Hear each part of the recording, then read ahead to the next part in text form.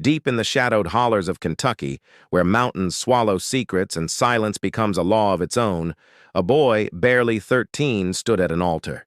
His groom was not a stranger, not a farmhand, not even a distant cousin. His groom was his own brother. What happened that day wasn't a celebration. It was a pact, sealed in isolation and silence. It bound blood to blood, forging a legacy of entrapment that would echo for generations. Outsiders would call it corruption, insiders would call it survival. But beneath it all lay a truth too heavy to bury. When men are cut off from the world, their laws can turn inward, bending into something almost unrecognizable. Before we dive in, take a second to hit like, subscribe, and share. It helps keep stories like this alive. And let us know in the comments where you're watching from. We always read them. In the depths of Kentucky's Hollers, a boy of 13 stood under the weight of silence. Around him gathered men who spoke little, their faces carved by hardship, their eyes shadowed by the mountains themselves. The groom awaiting him was not a stranger, not a man from another ridge, not even a distant cousin. He was his own brother, older by only a handful of years, bound by blood alone. The gathering was small yet heavy. Uncles leaned against rough-hewn logs, fathers clasped calloused hands, cousins poured jars of corn liquor. The preacher, himself a relative, recited vows in a voice steady, grim, and resigned. The boy's suit was patched from old trousers, borrowed from an older cousin. The groom wore boots passed down from his father. The altar was nothing more than a plank table beneath a flickering lantern flame. No outsider ever witnessed the ritual. No lawman dared walk these paths. Within the Hollers, men ruled themselves, and brotherhood became both law and punishment. What outsiders would call corruption, insiders whispered of as tradition. When vows were spoken, no man objected. Silence was consent. Silence was survival. Each brother present had seen similar unions. Each father had once been a boy in the same position of surrender. Music followed. Fiddles played by cousins carried through the night. Boots stomped against packed dirt until dawn. Laughter rang sharp, disguising horror. Yet for many men present, it was not disguise, but genuine acceptance. The boy's father stood closest, offering no resistance, no protest. His own path had mirrored this one. He guided his son's trembling hands, showing him how to stand tall while the cycle tightened. Generations had practiced this binding. They convinced themselves bloodlines preserved strength. Outsiders would call it inbreeding, but inside the holler, it was kin joining kin. The mountains shielded their laws from interference or judgment. Yet no mountain could shield biology forever. Small graves dotted the woods, carved by hands of grieving fathers. Sons born broken, unable to speak, unable to walk. Each burial was another silence piled on silence. Still, the boy moved forward. His brother, now his husband, placed a hand on his shoulder with grim authority. The preacher closed his book, declared them bound, and the pact was sealed. At 13, the boy's youth ended. His nights changed, his bed no longer shared with cousins, but with his own brother. The sounds of the cabin became forever tied to duty imposed upon him. By day, life carried on, hauling water, chopping wood, tending goats. But at night, shadows pressed heavier. The boy obeyed, not because he understood, but because defiance meant exile, and exile meant death. Whispers began among neighbors, other men who lived scattered along ridges. They saw the boy's slight frame swell too soon, his body cracking under burdens it could not yet bear, yet still demanded by his husband. Some said the first son never drew breath, buried quietly beneath oak roots. Others whispered he survived but bore twisted features, a living emblem of the bloodline's decay. Both stories carried equal weight of shame. The older brother saw pride where others saw curse. To him, producing a son, any son, proved the Hollers' strength. He claimed it loudly, daring outsiders to challenge the ways of his kin. The boy's eyes told another story. Men who glimpsed him saw hollowness, resignation. His hands trembled when splitting logs. His voice cracked when speaking. Silence grew into armor, yet it was armor forged from despair. As dawn broke after his first night as a husband, the mountains themselves seemed to lean closer. Shadows thickened, silence deepened, and the boy knew. His fate was sealed not by choice, but by the brotherhood pact. The Hollers were ruled by silence. Lawmen seldom climbed the ridges. When rumors reached county seats, sheriffs shrugged. Mountains were dangerous, and men inside them carried rifles, axes, and grudges too heavy to challenge. Preachers visited on occasion, always men, always cautious. They saw strange households, brothers bound to brothers, sons raised in shadow. Sermons condemned sin, yet once they descended the trails, they locked their tongues tight. Traveling merchants, always men, sold tools, rope, salt, and whiskey. They glimpsed odd gatherings but asked no questions. To pry into another man's life risked exposing one's own secrets, and no outsider risked that. Neighbors were often kin themselves. Uncles whispered but did not intervene. Cousins gossiped over moonshine, yet none dared report to officials. Every man carried secrets.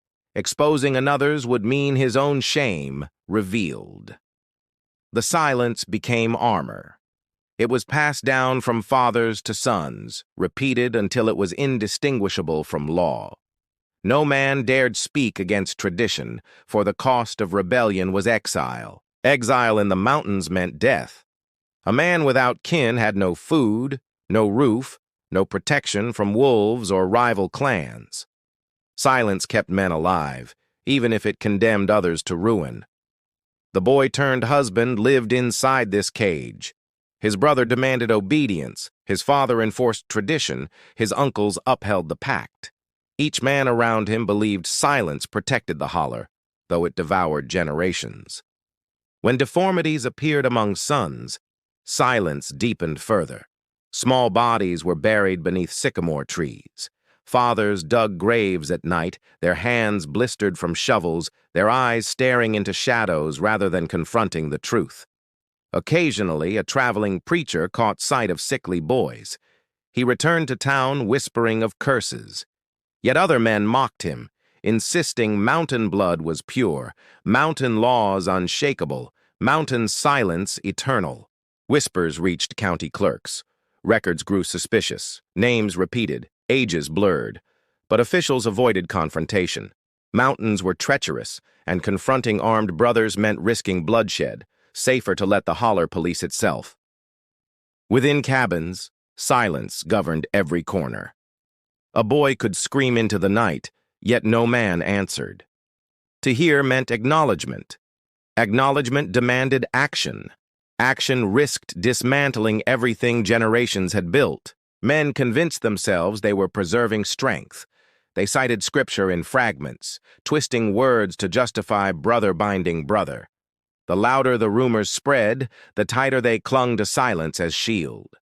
The young husband aged quickly. His shoulders bent, his eyes hollowed, his hands shook. Yet no man spoke comfort. No man offered escape. To speak would unravel the unspoken code. Lawmen passing near Hollers turned their horses away. Deputies muttered of strange kinships, but their captains reminded them the mountains weren't worth dying for. Paperwork stayed blank.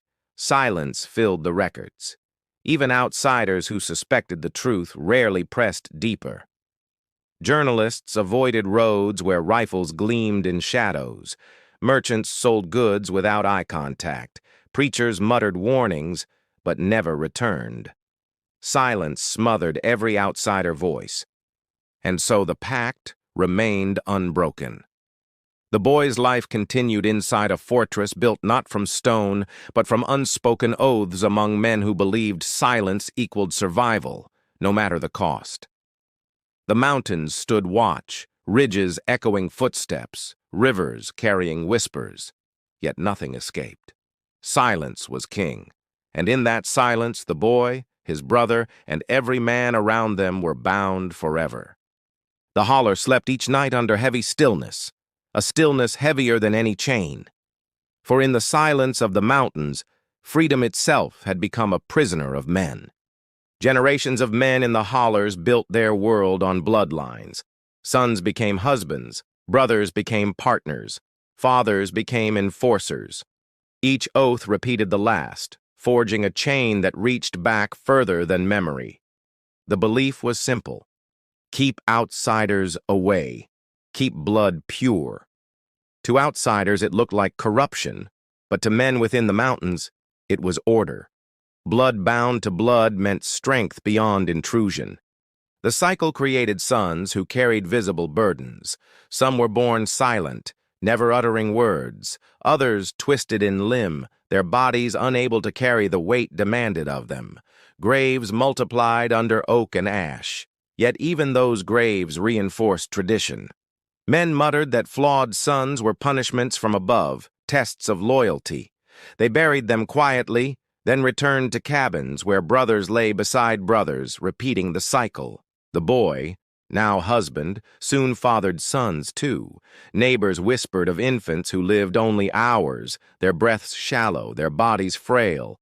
Still, the brother-husband lifted his chin with defiance, declaring kinship untouchable. Each surviving son bore marks of decay, a crooked spine here, a twisted hand there, yet their fathers insisted these were burdens worth carrying, proof of blood that never bent to outsiders' judgment. The Holler became known among traveling men. Rumors spread of sons born weak, sons who never matured. Still, no outsider interfered. The men inside claimed God's will, claiming every boy was chosen by fate. Every father taught his son the same oath: blood must never mix with strangers. Sons were told their brothers would one day be husbands, their uncles would one day be masters, their fathers eternal overseers. It was not love but commandment. Brotherhood became law, sealed by silence, sharpened by repetition. Even boys who trembled under it carried the weight, knowing no escape existed beyond the ridges. By 15, the boy husband looked years older. His eyes carried shadows, his hands shook, his body weakened from endless demands. Still, his brother pressed him forward, insisting every act strengthened their legacy. Traveling men spoke of curses when they left. County clerks scratched notes about repeating names. But inside the Holler, no man bent. To question was betrayal, to betray was exile. And exile meant death alone in mountains where no kin would shelter him. Better to obey, better to bind, better to repeat the vow. Blood bound to blood, generation after generation. The boy's surviving sons grew in silence. Some never spoke, some never walked. Fathers carried them like burdens, yet insisted they were proof of loyalty. Their lives became sermons, their deaths became warnings. Still, pride ruled. Men recited verses twisted from scripture. They claimed mountain blood was chosen. They claimed outsiders would never understand. They raised toasts at night, celebrating kinship while shadows whispered curses around them. The Hollers' cabins echoed with cries of broken sons, but laughter from men drowned them out. To them, sorrow was weakness. Pride demanded silence. Silence demanded the pact continue unchallenged. The boy, older now, bore scars of repeated trials. His face hollowed, his strength waned. Yet no uncle, no cousin, no father offered relief. To them, he was fulfilling destiny. And so the mountains witnessed another generation chained to the same curse. Blood bound to blood, sons to fathers, brothers to husbands. A cycle carved in stone, carried in silence, unbroken still. The Holler lay quiet beneath stars, but inside cabins men repeated vows that had already destroyed countless lives. And yet they believed this silence, this binding, was strength itself. The cabin stood alone on a ridge, built by hands hardened through generations. Every beam carried sweat from fathers, every log notched by brothers. It was not just shelter, it was law. Inside, space was shared without division. Fathers slept beside sons, brothers beside brothers, cousins scattered along floors of rough-hewn boards. Privacy was unknown, and every act, every word echoed across the single room. Firewood stacked against walls, tools hung from nails, rifles leaned in corners. The air carried smoke, sweat, and silence. Every man learned quickly that sound traveled, and secrets never truly stayed hidden. Meals were plain: beans, salted pork, cornbread baked in iron skillets. Men sat in circles, eating in silence. Conversation was rare, except for scripture recited by fathers, often twisted to justify the brotherhood pact. A boy barely into his teens had no childhood. He learned from uncles how to trap rabbits, from cousins how to swing axes, from fathers how to submit without question to tradition's grip. Night fell heavy. Lanterns flickered, shadows stretched. Brothers bound together beneath rough blankets, the youngest trembling while elders reminded him this was his duty. No one asked if he wanted it. Silence was law. Every man in the cabin played a role. Fathers ruled, uncles enforced, brothers endured. Sons became both burden and inheritance, raised to repeat rituals long after their bodies showed signs of the curse. The hearth became a center of survival. Pots boiled, smoke curled upward, men gathered close. Yet behind the warmth, weight lingered, the unspoken acknowledgement that every bond inside carried cost too great to admit aloud. Occasionally, travelers stepped inside. Always men, always cautious. They drank whiskey, traded goods, and left quickly. Few asked questions. The cabin's silence unnerved them. They felt the pact without needing it spoken. The boy, now husband, rarely spoke. His eyes lowered, his hands shook when splitting wood. Other men watched him with indifference, for weakness was ignored. A house of men left no space for sympathy. Even laughter carried unease. Jokes over cards or whiskey ended abruptly, replaced by silence. Beneath every grin lingered fear, the knowledge that any man might soon become a father to sons born broken. The structure itself seemed alive. Floorboards groaned under boots, rafters creaked in storms, the hearth hissed when rain leaked through the roof. Every sound reminded its men they lived under constant weight of their choices. Winters pressed hardest, snow blocked trails, winds howled through cracks. Men huddled together, surviving by each other's heat. But inside, silence grew heavier, as if the cabin itself bore witness to the curse. Photographs, when taken by passing peddlers, showed stern faces. Boys appeared older than their years, jaws clenched, eyes hollow. Each image revealed not joy, but endurance, proof that the cabin bred shadows, not smiles. When sons cried at night, fathers silenced them quickly. No man tolerated weakness. Every tear was considered a threat to the pact. Better to break a boy's spirit than risk exposing tradition's flaws. Over time, the boy husband blended into the walls. His shoulders bent, his voice cracked. He became one more shadow among many, another figure trapped in a house built to contain silence, not life. And so the cabin endured, filled only with men. Each log absorbed their oaths, each stone remembered their secrets. It was less a home than a prison, built by blood, sustained by silence. The Holler slept beneath stars, but within that single cabin men moved like ghosts. A house of men, bound by tradition, cursed by their own choices, yet unwilling to ever tear it down. The Holler measured strength not in wealth nor land, but in sons. Every man judged another by the number of boys he produced, even if those boys carried sickness carved by the pact itself. Each birth was treated as triumph, yet every triumph carried dread. Some sons emerged strong, able to swing axes. Others barely breathed, their bodies twisted, their futures already written in the soil outside cabins. Graves multiplied. Fathers dug shallow pits beneath maples, lowered small forms into earth, and marked them with stones. They spoke no prayers, only silence. convinced that words might expose what silence was hiding. Those who survived rarely thrived. Some sons never spoke beyond grunts. Others stumbled when walking, their legs bent awkwardly. Still, fathers declared them proof of loyalty, evidence that blood remained untainted by outsiders. The boy husband's sons were no different. One lived without speech, rocking endlessly by the hearth. Another limped heavily, his gait crooked. Yet their father proclaimed pride, insisting they carried mountain blood stronger than any outsiders. Uncles supported this narrative. They told stories of legendary ancestors, men who endured pain, men who defied towns beyond the ridges. Every weak son was framed not as burden, but as holy trial. But behind closed doors, weight crushed them. Fathers grew gaunt, their eyes sunken from nights tending boys who could not care for themselves.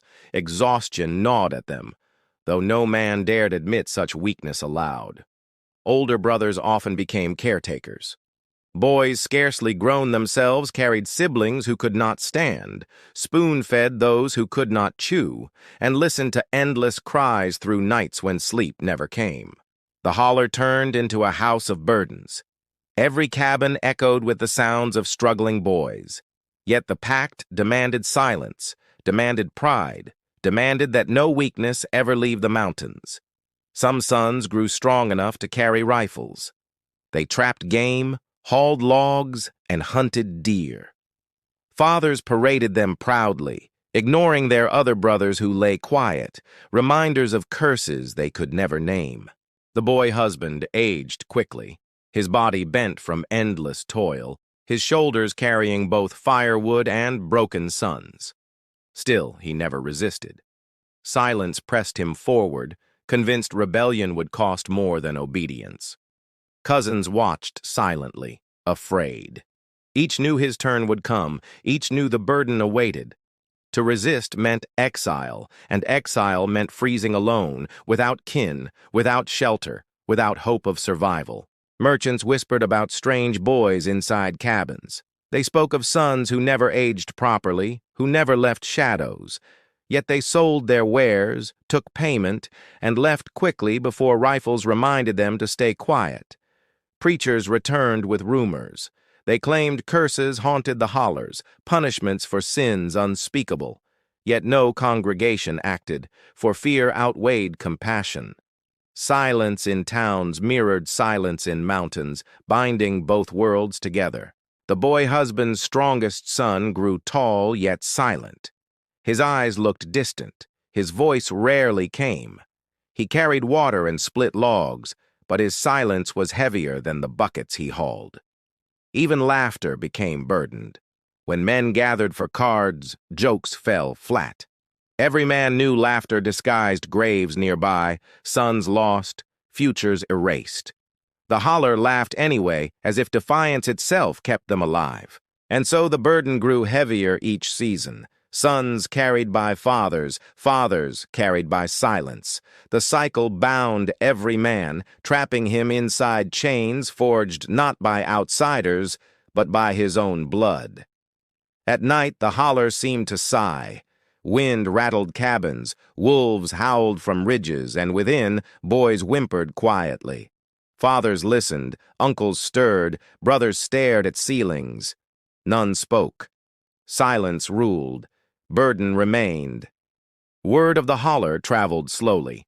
Men passing through towns carried whispers of strange households where brothers married brothers. Fathers ruled with silence, and sons bore burdens that marked them as different from outsiders. Merchants repeated rumors over whiskey in taverns. They spoke of cabins where boys limped, where graves stretched along ridges, where no woman ever lived, only men chained to one another by blood alone. Lawmen overheard these stories, yet chose not to act. Mountains were treacherous, holler men armed, and no deputy wished to die chasing rumors. Safer to file nothing, safer to keep distance. Preachers, all men, warned their congregations. They spoke of curses, of sins that bred weakness in sons. Yet their voices were drowned by laughter. townsmen unwilling to confront mountain blood or traditions too old to break. Traveling peddlers carried photographs.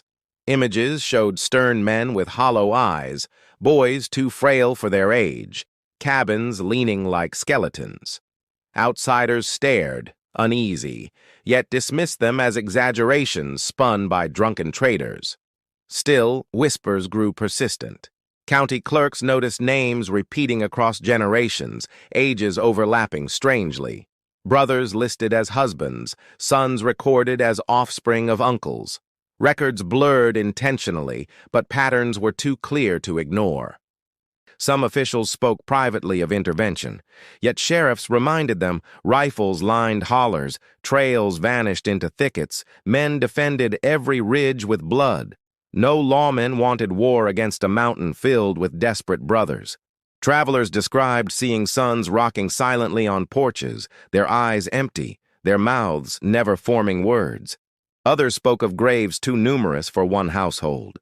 The Hollers' silence became a legend outsiders feared. Men in towns mocked these tales, yet unease lingered. They avoided trading routes near the Holler. They warned their sons not to wander close.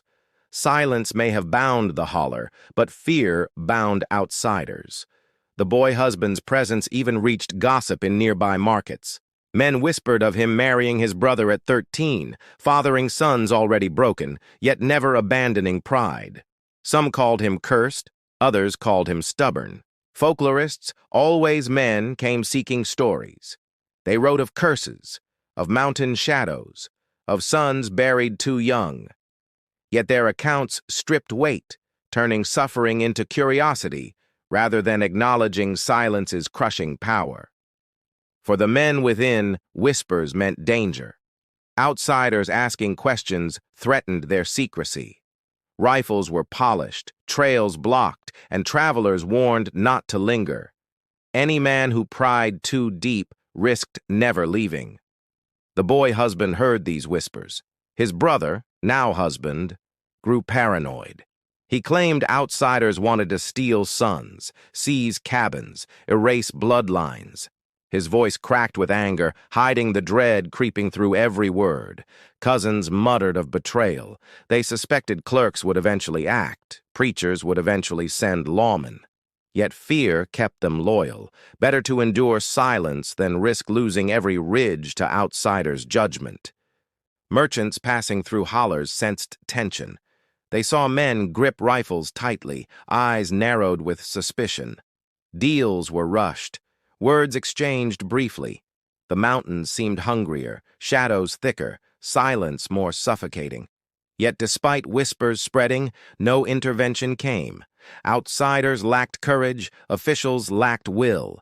The Holler remained untouched, its pact unbroken. Silence, though threatened, continued to guard secrets too heavy for light. Night after night the mountains echoed with nothing but wind. Whispers stayed whispers. Fear stayed fear. The Holler survived not through strength, but through the unwillingness of outsiders to face what lay within. And so, whispers became part of the legend. Outsiders warned sons never to wander near, yet never entered themselves. The Holler remained sealed, a world of men bound in silence, hidden from all others. Survival in the Holler came at a cost. Men convinced themselves they were strong, yet every season proved otherwise. Sons broke beneath the pact, and fathers dug more graves than gardens. The boy husband lived on, though his body weakened.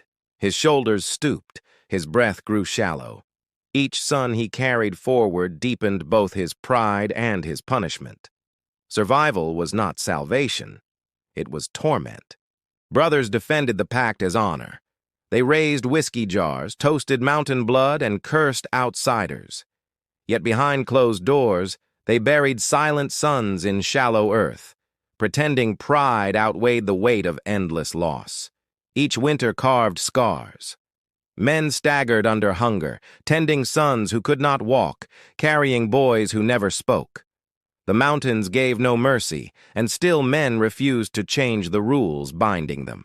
The brother husband hardened with age. His voice barked commands, his fists struck tables, his rifle leaned closer each day. Authority masked fear. He knew silence was rotting his household, but pride shackled him. Uncles repeated the same lies. Strength came from purity. Curses were trials. Outsiders were corrupt. They told these stories to sons, though every boy could see truth in the graves scattered across the ridge. The boy husband's eyes revealed truth. Shadows lingered beneath them, hollowness behind them. Yet he remained silent. Speaking meant rebellion. Rebellion meant exile. Exile meant death in mountains where wolves hunted and men vanished. Some sons lived long enough to resemble fathers. Their bodies bent, their minds stilled, their eyes distant. They became men in age, but remained boys in spirit, trapped within a curse, unbroken. Neighbors saw but said nothing. They drank moonshine together, laughed at cards, then returned home to carry their own burdens. Silence did not just rule the boy husband's cabin, it ruled every ridge. By 30, the boy husband appeared twice his age, hair thinned, teeth loosened, hands shook. Still, his brother commanded him forward, demanded more sons, demanded the cycle continue no matter how much it destroyed them. The Hollers' silence grew so thick it seemed alive. Winds carried moans, rivers echoed cries, forests whispered of graves. Yet no man dared acknowledge it. To acknowledge was to invite collapse. Survival became punishment. Men endured not because life was full, but because life refused to end. Each sunrise was a reminder they were chained to traditions older than their own memories. The strongest men used scripture as shields. They quoted passages out of context, twisted meanings, claimed divine right. They shouted loud enough to drown doubt, but silence swallowed truth faster than voices could rise. The boy husband, though broken, carried on. Each axe swung split both wood and spirit. Each night endured beneath his brother's watch hollowed him further. Yet still he obeyed, survival mistaken for strength. Travelers passing by spoke of haunted ridges. They described cabins filled with shadows, men bent double, boys staring blankly. They swore silence itself hung heavier there than the mist in valleys. The curse of survival was not dramatic. It was slow erosion. Men rotted inward while insisting outwardly they were proud. Every son became both proof of loyalty and evidence of decay. By middle age, the boy husband had become a shell. His body still moved, but his eyes had long surrendered. He lived, yes, but survival had transformed into the cruelest curse of all. And the Holler endured. Men raised more sons, buried more graves, drank more whiskey, and shouted more pride. Yet beneath every cheer, silence carried the truth. Survival had devoured them all. The boy husband lived long enough to see sons grow into broken men. His cabin, once full of noise, echoed with silence deeper than ever. Each shadow inside carried weight heavier than stone. By his 40s, he resembled an elder twice his age. His back bent, his hands trembled, his teeth were gone. Yet he survived, enduring years of punishment disguised as tradition. The brother who bound him aged, too, but clung harder to pride. His voice cracked with paranoia, warning that outsiders would come for their blood, their land, their sons. Fear sharpened his stubbornness. Cousins whispered about escape but never acted. The mountains offered no safety alone, and outsiders carried judgment sharper than rifles. Better to remain prisoners of silence than risk dying beyond the ridges. Graves multiplied behind the cabin. Small stones leaned like crooked teeth, each one marking a son lost too soon. Fathers dug, brothers carried, uncles lowered bodies. No words spoken, only silence marking memory. Travelers spoke of ruins they found, cabins leaning, roofs caving, porches creaking. Inside, men moved like ghosts, hollow-eyed, whispering scripture twisted into chains. Outsiders left quickly, claiming the air itself felt cursed. The boy husband became a figure of shadow. Men recalled seeing him hunched on porches, staring endlessly into trees, his eyes refusing to meet another's. His silence became heavier than any sermon. His surviving sons grew into caretakers, though many carried deformities themselves. Some limped, some never spoke, some stared blankly, yet they tended goats, hauled water, and split logs, repeating the only traditions they knew. By old age, the cabin itself decayed. Logs sagged, roof leaked, floorboards rotted. Still, men stayed inside, clinging to silence. To abandon it meant admitting everything they had endured was built on lies. Whispers spread into nearby towns. Preachers used their story as warnings.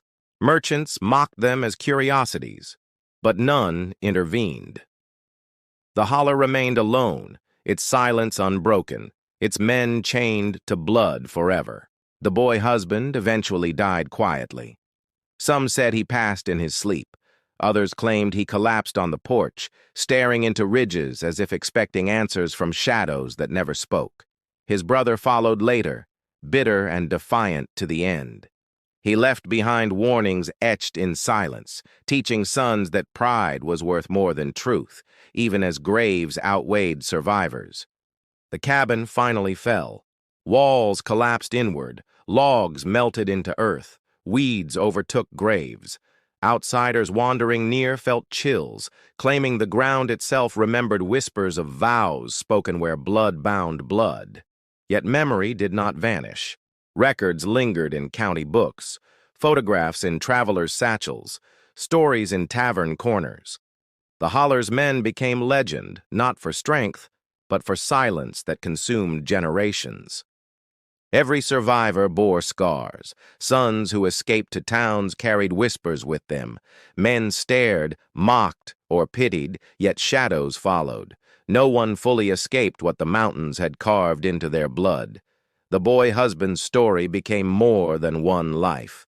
It was a mirror reflecting what happens when silence replaces justice, when blood becomes prison, when survival turns into curse. Shadows carried these truths. And so the holler remains a ghost story. Men walking ridges at dusk claim they hear shovels striking earth, boots pacing porches, whispers between brothers. Silence carries them still, long after the men themselves are gone. The boy husband was many things: brother, groom, father, prisoner. But above all, he became a shadow, a reminder of what happens when men bind themselves too tightly and silence is mistaken for strength. In the end, such stories remind us that when families cross the natural limits of relationships, it leads only to pain, suffering, and broken generations. Every human being is honored with dignity, and protecting that dignity means respecting the boundaries set for us. From this we learn: when we protect family ties in the right way, society stays healthy, pure, and strong. Let us take this as a reminder, not to repeat the mistakes of the past, but to walk with wisdom and care for the future.